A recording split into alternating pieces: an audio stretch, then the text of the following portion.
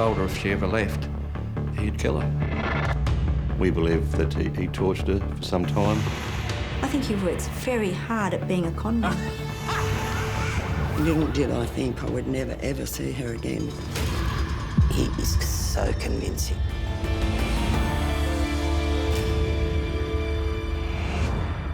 Welcome to Inside Crime. I'm Layla McKinnon. All three stories tonight are motivated by utter greed, with one tragically ending in murder. Glennice Haywood was a battered wife, and after years of vicious domestic violence, she escaped and found a new life, or so she thought. Later, the story of a deluded con man with multiple identities who tried to fool everyone he came into contact with. But now, a Casanova con man. He scammed millions from the women he was married and engaged to. He may look like an ordinary bloke, but this is one of Australia's most cunning con men, a ruthless operator who's fleeced millions from family, friends, the rich and the poor. There is no moral limit to Paul Carter. No limit. I don't care. I mean, what difference does it make? Anyone in Paul Carter's path is potential prey. He's not your average con man. I mean, he's the worst of the worst. I don't have any money, dude. I didn't take any money from fucking anybody. Everybody's life that he's touched has been damaged. Brooklyn's heartbreaking saga began the day she stumbled across Paul Carter's dating profile back in 2002. A single, child-free multi-millionaire from Melbourne's upper crust. Before long, Brooklyn was spellbound by his charm. He was the greatest lover. He was the greatest romancer. He was the smartest guy in the room. He seemed to be able to do anything and everything. I thought, you know, this guy's going to protect me and take care of me, and I'm going to be safe with him. Paul Carter was really a twice-married father of three working as a tradie in the suburbs of Melbourne.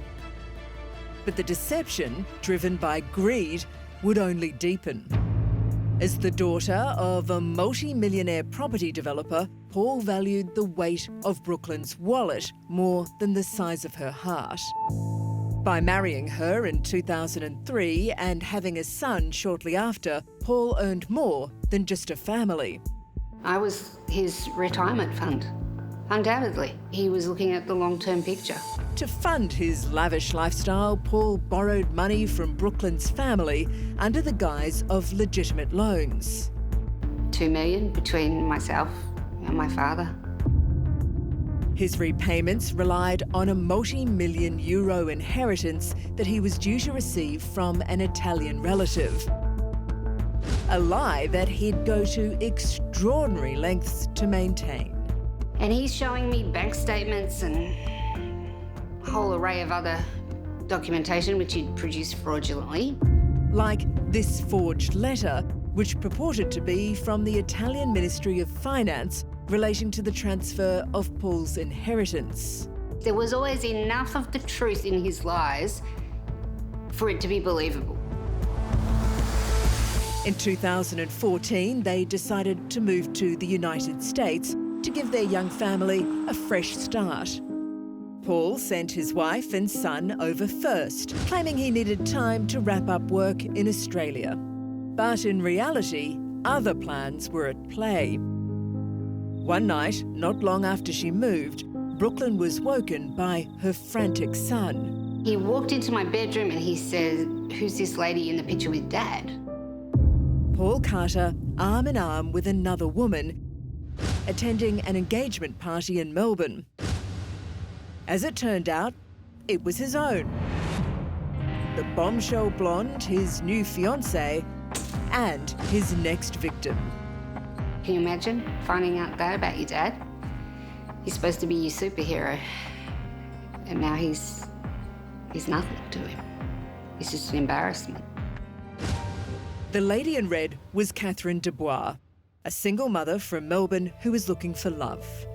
Like many who crossed Paul's path, she too was hypnotised by the charismatic conman who promised her the world.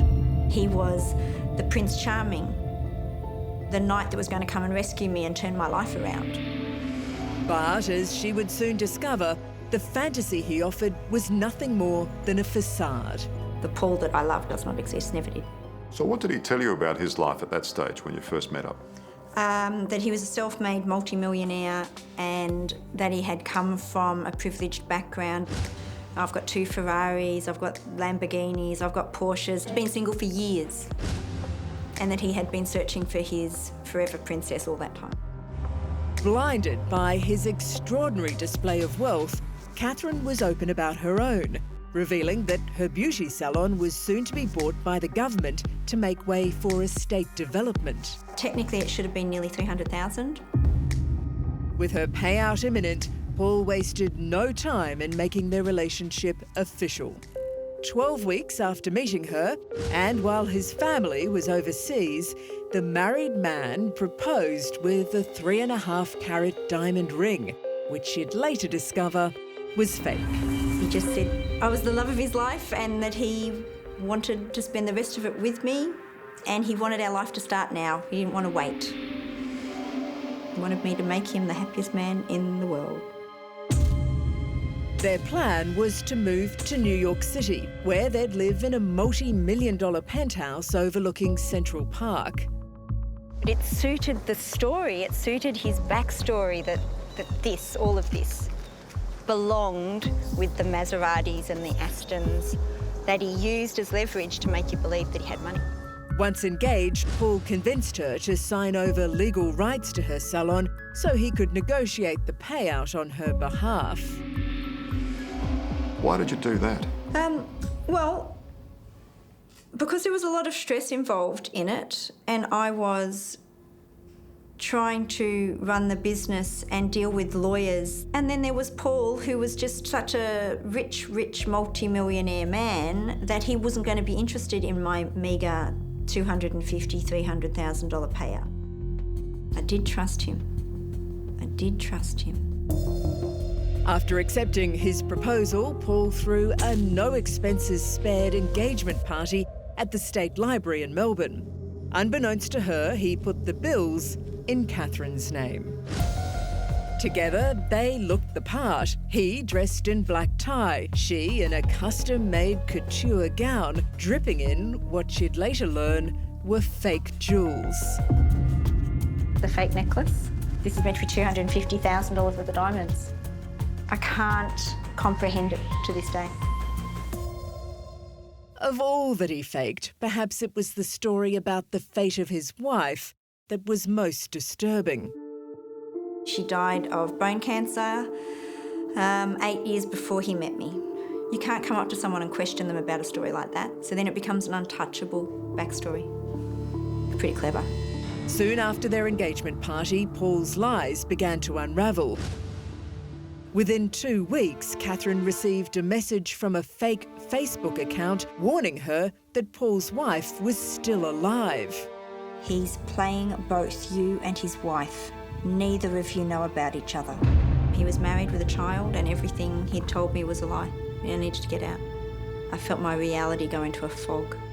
To tell people that someone is dead, the mother of your child, and the woman that you are currently married to died of bone cancer is so despicable, it takes it to a whole other level. Paul's wife, Brooklyn Carter, was indeed alive and well. While he was celebrating his engagement to another woman, she was busy in America setting up a new life for their young family. Once Paul's lies were exposed, he flew there in an attempt to right his remarkable wrongs. He's still the father of my child at that point, and I'm still in a country where I don't know anyone with big plans for us to start a new life here. And he preyed on that. Paul stayed in the United States, where he now works as a self-employed tradie in Albany, New York. Paul Carter. When the reporter tracked him down to question his ways, the convincing conman offered very unconvincing excuses. Why would you tell Katherine that your partner had died of bone cancer? Yeah, that was a mistake. because I was going through a bad time with my then wife, and it was just a mistake. It wasn't the only mistake Paul claimed to have made. What about the Italian inheritance that didn't exist? There isn't one. Was that another mistake? Yeah, it was, yeah. That's how little it means to him.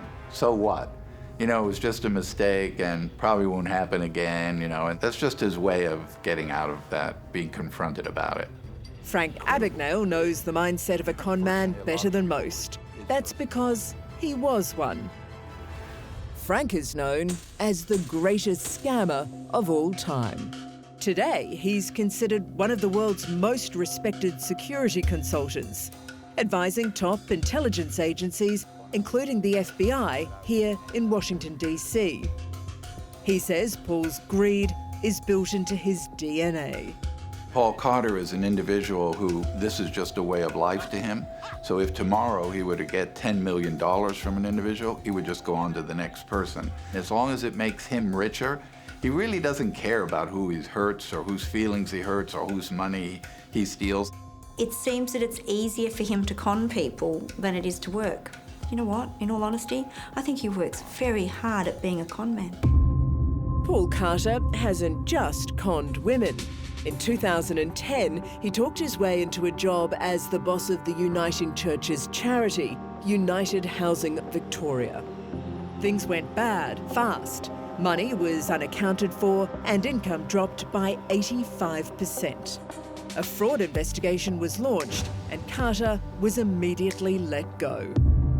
That's all part of that game. So he makes all these things work. He meets the right people, he gets people to vouch for who he says he is, he does the online profiles, and then when he gets the money, there's great satisfaction that he scammed you. So I keep hearing this, but I don't know who you're talking about. There are con men and then there are con men, and there are very dangerous con men that will go through any length to get to their final end. And if they think that I'm being found out, then they become aggressive and then they become dangerous as well. Katherine can attest to such aggression. When she confronted Paul about his double life, she says she was met with rage. I think at this point he realised that I was going to be the person that was going to shatter his facade. And I think that he was now pulling out all stops to try and silence me. Despite her mounting fear, she gave Paul a chance to make amends. When I went back to him, he only could pretend to love me for, I believe it was like 48 hours. And then he assaulted me. Well, it's not right. I can tell you that much.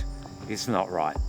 It's pissed me off that she... And actually, in actual fact, I'm going to prove that it's not right because I have an email from Katherine to say, if you don't give me this, I'm going to say that you did that. Back in upstate New York, Brooklyn Carter is trying to make peace with her past. At the end of their relationship, Brooklyn took out an AVO against Paul. When she finally called it quits on their marriage, she too was met with rage. He threatened to kill himself and take me out as well.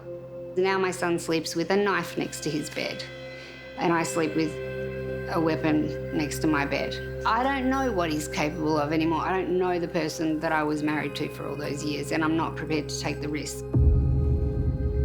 After 16 years of marriage, Brooklyn finalised her divorce.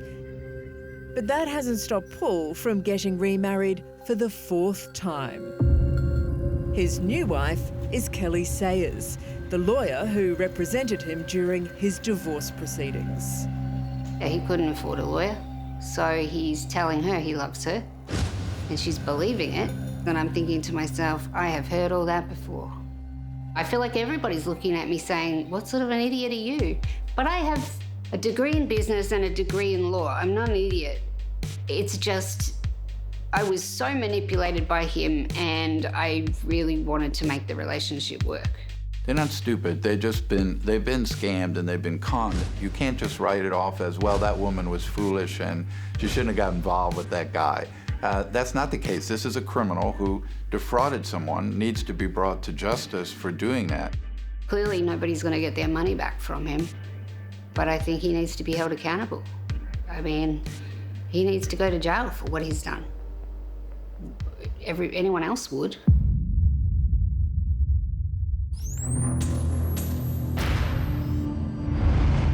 This next story is about trust and how one woman was lured to her death by a son she loved. For Glennice Haywood, this was her tragic reality. This is the story of a crime so heartless that it challenges our very notion of family. The murder of Glennice Haywood. Glennice died at the hands of her violent, controlling husband, Neil, after years of abuse. But it was the treachery of her youngest son, Matthew, that makes this crime so shocking. I'll never forgive Matthew. Never. He lured his mother to a house where his vengeful father was waiting to kill her. It's hard to imagine what must have gone through her mind, knowing that the son that she thought she could trust and loved has betrayed her. As we'll discover, it was a murder planned in minute detail between father and son. She thought that Matthew still loved her. She was very, very happy about that. She never came back. We are treating her disappearance as suspicious. Kidnapped, tortured, and bashed to death. And then thrown into a septic pit and buried. Glennice Haywood, a 53-year-old mother of two, had been missing for 4 months when her body was found on a remote property in Western Victoria. I really knew there was something major had happened to her. Clearly we knew that, or we felt that Neil was right behind this. He was the one that had so much to lose. Neil Haywood was a violent, controlling and obsessive man. She was afraid not to do what he wanted. For over 20 years, he physically and mentally abused his wife, Glennice. I knew straight away. I knew what had happened, that he had killed her. Glennice and Neil Haywood were once in love. They had 2 boys, Thomas and Matthew, and for more than 20 years ran a lucrative dairy farm on the outskirts of Mount Gambier in South Australia. I guess they must have had some good times when they first met, but it just deteriorated, yeah. The beatings were ferocious and frequent. Glennice confided in close friend Marie Johnson that she feared Neil would eventually kill her. She was scared of him. I mean, he's beaten her up so badly sometimes, nearly killed her. And he used to brag to people how he tied the missus up last night and gave her a bloody hiding. We heard lots of other stories as time went on about her being found tied to a chair inside the house and was found by a stock agent. He released her, she went to the toilet, came back out and begged him to tie her back up again so Neil would find her in the same position when he got home. So a lot of horrific domestic violence. Finally, Glennice had had enough. At the end of 2006, she walked out of the family home, leaving her abusive husband Neil and 2 sons Thomas and Matthew behind. If you're told often enough that you're a piece of shit, you start believing it. Glennice moved 2 hours away to a dairy property where she got a job as a farmhand. But from the outset, she was paranoid that Neil would track her down. She wouldn't tell any of her co-workers her name or her phone number, and she always had her car packed with her belongings, ready to flee at a moment's notice. But Glennice's life was about to change. After years of abuse, she found freedom, happiness, and a new man who treated her with respect, Chris Sigston. It was only 3 months before she disappeared. We were trying to take it slowly because I didn't want her to rush into anything after being in that situation. I didn't want to think that I was taking advantage of her. The first thing she noticed when she came to my house was we had a bath. Oh, she said, a bath. She'd come back from the dairy and jump in the bath with a heap of bubbly stuff and she'd have a glass of white wine. It was good. With a new life, a new man, and unprecedented freedom and happiness, Glennice began divorce proceedings. She wanted $2 million of their $6 million estate. But it made Neil so furious that he'd lost control of her, now he wanted her dead. She was just virtually in fear of her life because he told her if she ever left, he'd kill her. He just didn't want to give Glennice a penny. He told her that. He said, "You'll never get a penny out of me if you leave." Because Neil intended to kill her. He would probably have to give her half of his estate, and he wouldn't want that. He's a spiteful man and a selfish man. He wouldn't want to share anything with Glennice. In the months leading up to her murder, Neil had done his best to turn his sons, Thomas and Matthew, against their mother, claiming there would be nothing left of their inheritance after the divorce settlement. He set about luring Glennice back to Mount Gambier, using their youngest son, Matthew, as the bait. The whole thing was just a trap to get her to come down to Mount Gambier. She definitely trusted Matthew and she loved him, and she was very, very happy that she thought that he still loved her. Matthew had been totally brainwashed by his father, and he knowingly took part in a plot to kill his mother, inviting her to Mount Gambier for dinner. Glennice made the trip back to Matthew's on the 23rd of July, 2017, oblivious to her fate. One of the best things I ever did was I said, "Well, this is a bit stupid." I said, I love you. I told her I loved her before she left, so I'm very glad I did that. That was the last time I saw her. He had told her he loved her. And she was so excited. Nobody had ever told her that. And she was excited because she was going to see Matthew, whom she trusted. That was the happiest I have ever seen her. This CCTV footage from the Mount Gambier RSL captured Glennice and Marie at 5 o'clock that evening. It was the last time she would be seen in public. Glennice Haywood was elated to be visiting with her son. But for Matthew, it was all an act.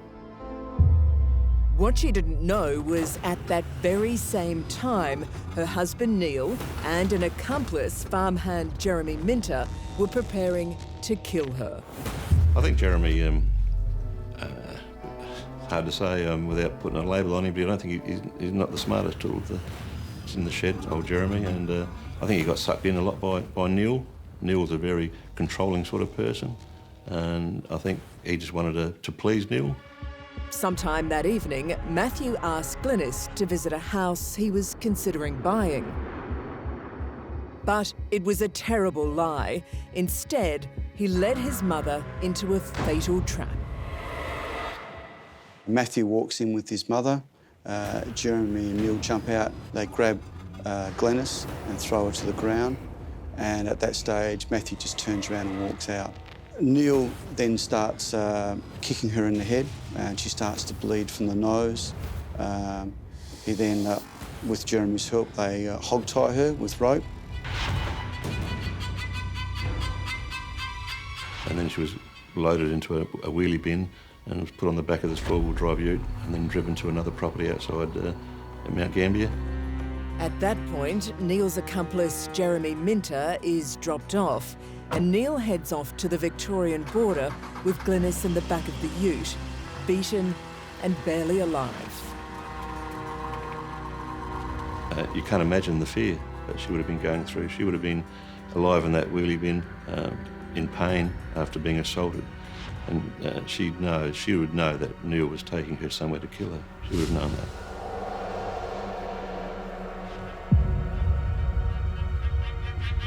The following day, Glennice never returned home to her boyfriend, Chris Sigston. And I just started ringing a phone non-stop, and it was just ringing out and going to message bank. Chris Sigston reported Glennice Haywood missing on the 27th of July, 2007. When police interviewed her son Matthew, the last person known to have seen her alive, he already had a story worked out with his father to tell them. I'm going to go in and talk to the police for a few minutes. I'd appreciate it if you just leave me alone. He told us that she arrived at his house at about 6 p.m. that night. She cooked dinner for him. He said that about, sometime during the evening, she received a phone call. She said it was from a male friend, and this male friend was going to come round and collect her about 10:30, and they were going to go off for a little holiday over into Melbourne for a couple of weeks. But the police didn't buy that story. Her car was left there, her belongings were left there, her medications was left there, and she just apparently walked out late at night to travel interstate with some other person, which the son never identified or he never made any inquiries about. It just, the whole thing was a bit suspicious. At that stage, we had strong suspicions that both he and his father were involved in her disappearance, and she'd met with foul play. Without a body, the police could only keep the pressure on both father and son and hope a crack emerged. And soon enough, it did. Police needed a breakthrough, and of all places, it came at the local pub. A young man was chatting with a bouncer when he boasted that he'd murdered Glennice. What was important about him and his story was his link to Neil Haywood. It was Jeremy Minter, the farmhand who helped Neil carry out the terrible crime. Lucky in one way that the farmhand had a big mouth. Adelaide major crime detectives and Victoria Police converged on the property this morning, about 30 kilometres across the border. 4 months after Glennice waved goodbye to her new boyfriend Chris, her body was found in a septic pit just over the border in Victoria. Only Neil knows how long it was before he finally killed her. We believe that he tortured her for some time. Glennice's youngest son and Minter were essential parts of a plot to murder the 54-year-old. Glennice Haywood's youngest son, Matthew, along with Jeremy Minter, were arrested for their role in her murder. I'll never forgive Matthew. Never. Now he was under arrest, but catching his father, Neil, wasn't as easy. Negotiators were called in, but the wanted man wasn't going quietly. Police say he claimed to be armed and in possession of a bomb. Police found Neil holed up in a house 80 kilometres from Mount Gambier. He told us that he wasn't coming out and he had a stick of gel ignite. And finally, after some hours, 7 hours I believe, they accessed the house and found him. There was a lot of blood in the house. He had self-inflicted some stab wounds on himself. Neil Haywood was then charged with the murder of his estranged wife, but he'd never be found guilty. He hanged himself in jail while awaiting trial. You'd like to see the man convicted, but I think he's cheated a lot of people out of that by doing what he did do. And then he took the easy way out. Everybody said to me, I bet you're glad he's dead. And I said, no, I'm not. Because he was a control freak. He controlled his wife, and he would have been in jail the rest of his life being controlled by somebody else. That's why he hung himself. Matthew kept on saying in court that he just wanted to get Glennice there so his father could actually talk to her. It's quite possible that Matthew thought that that was the truth. But then when he got her there and they grabbed her, why did he leave? Could have backed his mother up. Today, Matthew Haywood and farmhand Jeremy Minter are serving life sentences for murder with a non-parole period of 23 years. Oh, well, I was glad I had the time with it that I did. But I just, every now and again, I think to myself, I wonder what we'd be doing now if we were together. Yeah.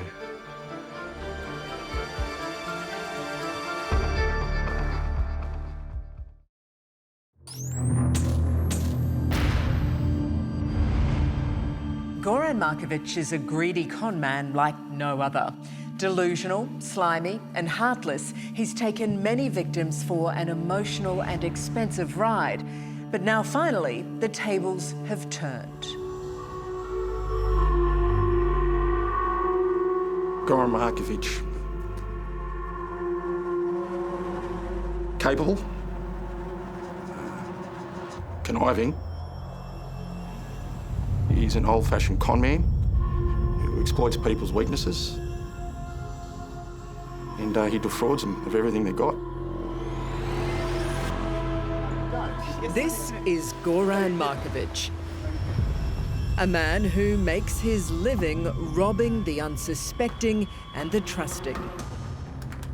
In 2002, Detective Bob Brisby was called in to investigate Goran Markovich.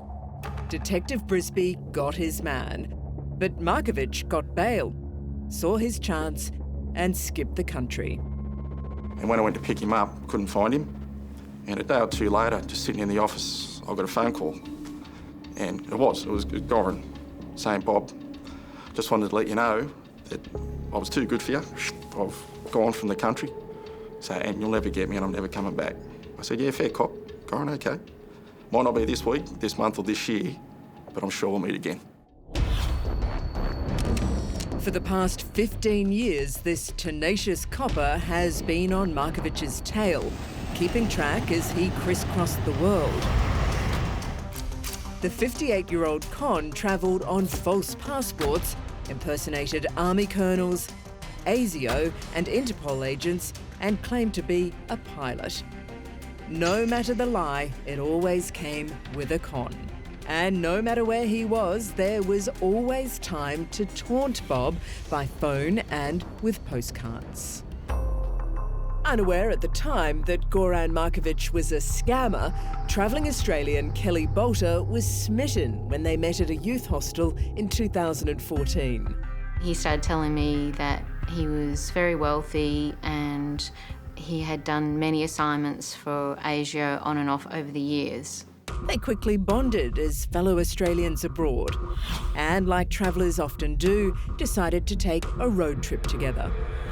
Little did Kelly know she was being groomed to fund this man's outlandish odyssey. It's odd to say, but at the beginning I felt very safe with him. I guess I started seeing him as an older father figure. They ended up in Brussels, where things got truly bizarre.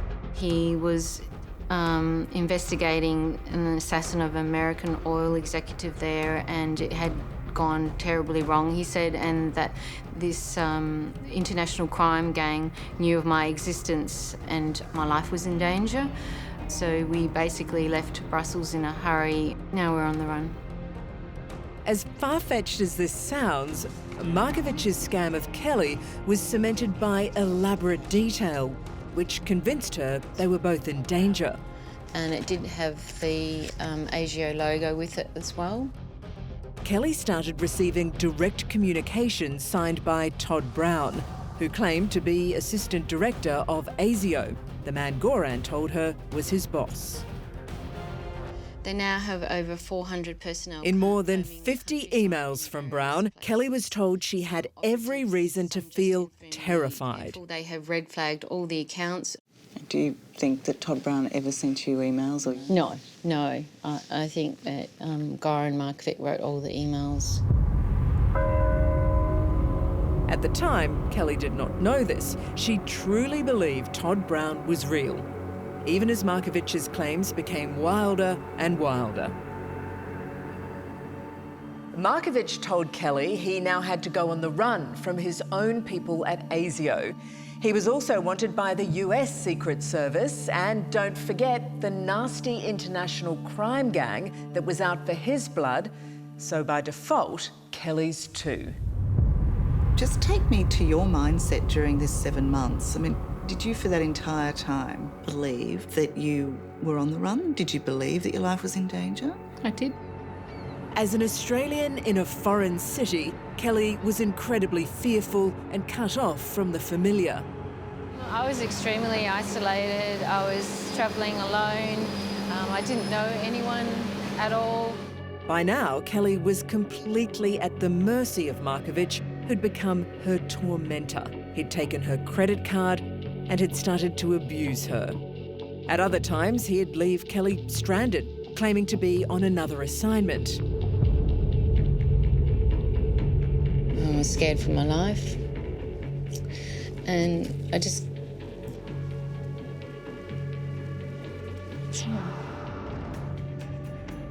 He took my passport, he just stranded me, literally. I felt like I was being held hostage. Markovich kept Kelly captive by falsely claiming she'd be detained indefinitely by authorities if she tried to leave Europe. In the end, even that was a better prospect than staying with her abuser. And as she found, of course, she was free to return home. Marovich stole $120,000 from Kelly and her family. After she escaped, he turned his attention to conning people in France, kind enough to give him work. The scams placed Goran under the spotlight of international authorities, and he was deported back to Australia in 2016, back into the hands of Detective Bob Brisby. Did you always think you'd get this man? No.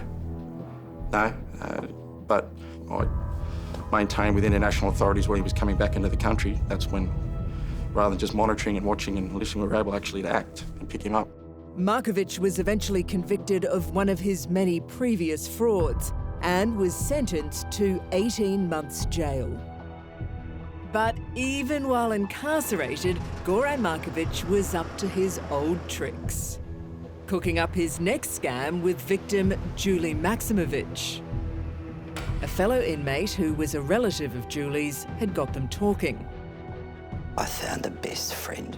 The way he spoke, how gentle he was, how understanding he was, how supportive he was. Marovich persuaded Julie to lend him $20,000, but would pay back Julie double the amount she lent him, an irresistible deal of $40,000 in return. Everyone deserves a second chance in life. Let's help him. She admits she was too trusting of a man she'd only ever spoken to on the phone and who was in jail for fraud at the time. I began to share these sort of stories with my daughter, Susanna. So he's a serial scammer posted as ASIO agent. And she immediately said to me, Mum, get away from this man. There is nothing in the world like this person. He is so convincing. Confirming their suspicions were online warnings about Marovich from Kelly Bolter, who had lost her life savings to the Conman. But now the tables were turned and he was her target.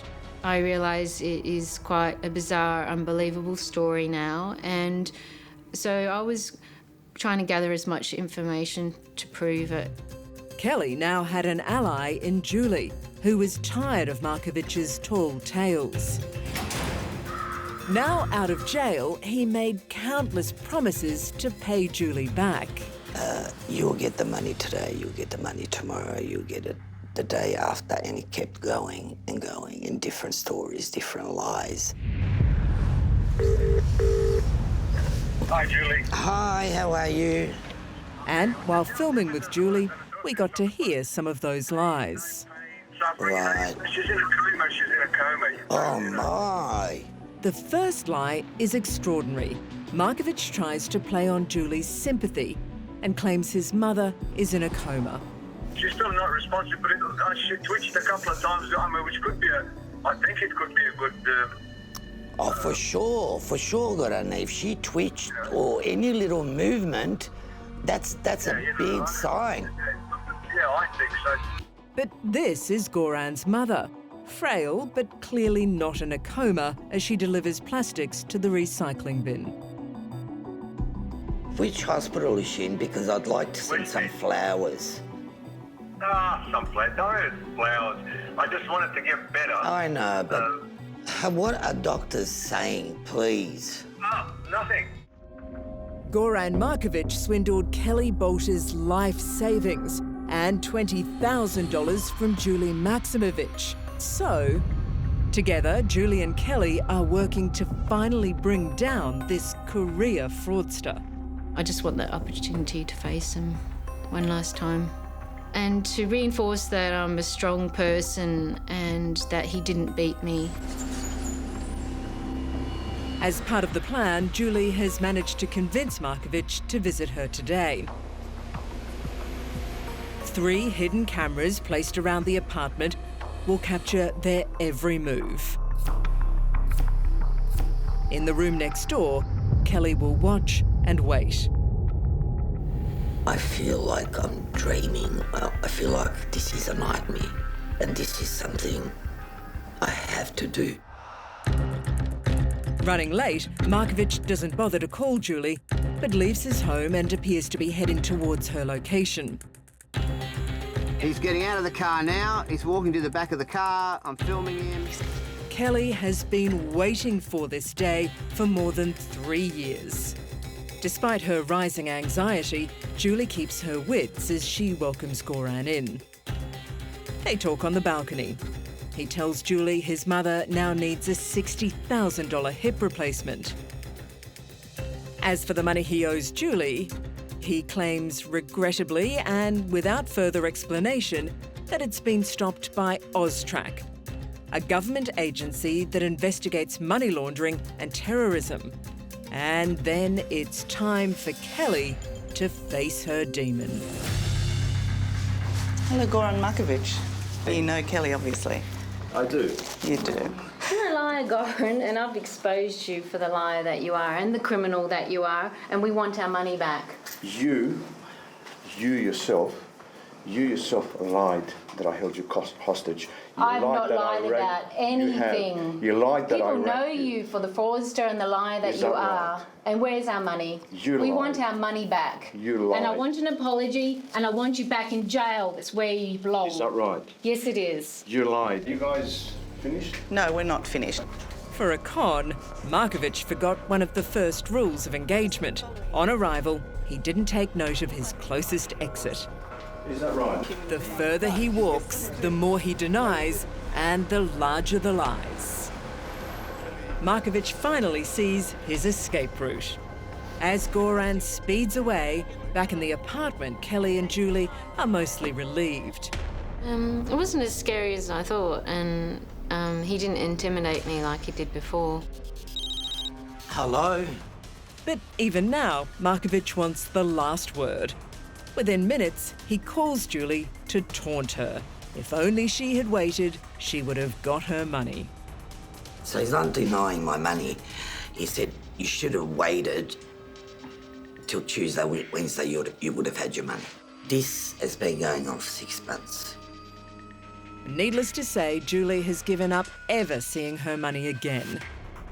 Kelly continues to work on warning others unlucky enough to ever encounter Goran Marovich, as does the good detective Bob Brisby, who is all too aware of the pain behind the farce. That's the biggest tragedy of it all. They're real people, families, and just trying to make their way. You're just being defrauded at the basis level of trust. It's very sad. It's the old saying that if there is doubt, there is no doubt. If you're thinking, should I be giving this person or mortgaging my house for this person, don't do it. Plain and simple.